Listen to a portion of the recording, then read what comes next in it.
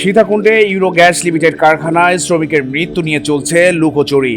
কারখানায় ট্যাঙ্কি তৈরি করতে গিয়ে অগ্নিকাণ্ডের কারণে এই মৃত্যু, কিন্তু এ নিয়ে মুখে কুলু পেটেছেন কারখানা কর্তৃপক্ষ।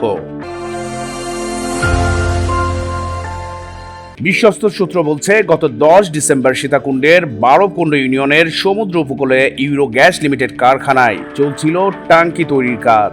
এই সময় হঠাৎ অগ্নিকাণ্ডে মারাত্মকভাবে দগ্ধ হন কারখানার 22 বছরের শ্রমিক ওবায়দুল রহমান। গত 17 ডিসেম্বর রাত 1টায় বঙ্গবন্ধু বার্ন ইউনিটে চিকিৎসাধীন অবস্থায় মারা যান ওবায়দুল। স্থানীয় একাধিক ব্যক্তি জানান, ইউরো গ্যাস লিমিটেড কারখানায় ডিজাইন ইঞ্জিনিয়ারিং কনস্ট্রাকশন লিমিটেডের ঠিকাদারি প্রতিষ্ঠানের অধীনে ট্যাঙ্কি নির্মাণের কাজ চলছিল।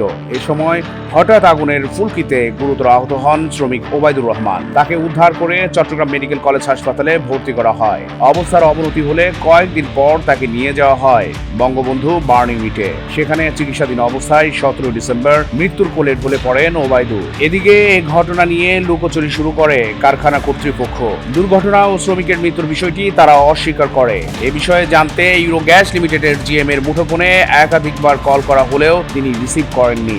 ঘটনার সত্যতা নিশ্চিত করতে শেষে কারখানায় যান প্রতিবেদককে জানানো হয় জিএম কারখানার ভেতরে আছেন, কিন্তু প্রায় আধ ঘন্টা অপেক্ষার পরও দেখা নেই জিএম এর। মূলত সাংবাদিক পরিচয় জানবার পরই এড়িয়ে যেতে চান জিএম। এক পর্যায়ে প্রতিবেদককে জানানো হয় জিএম সাহেব অসুস্থ, তিনি চলে গেছেন।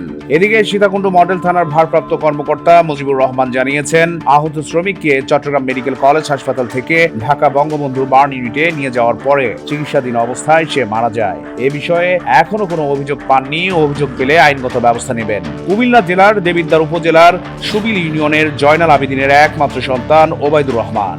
একমাত্র ছেলেকে হারিয়ে এখন চারদিকে অন্ধকার দেখছেন অভাগা বাবা জয়নাল আবেদিন। ছেলের কথা তুলতেই হাউমাউ করে কেঁদে ওঠেন জয়নাল। বলেন, আমার সব শেষ। একমাত্র ছেলে জীবিকার আশায় চাকরি করতে গিয়েছিল, কিন্তু ঘরে ফিরল লাশ হয়ে। বছর খানেক আগে ওবায়দুল বিয়ে করেছিল জানিয়ে জয়নাল বলেন, অনেক অনুরোধ করলাম আমার বাপজানের ময়নাতদন্ত না করতে, কিন্তু আমার কথা শুনল না। চট্টগ্রাম প্রতিদিন নিউজ ডেস্ক।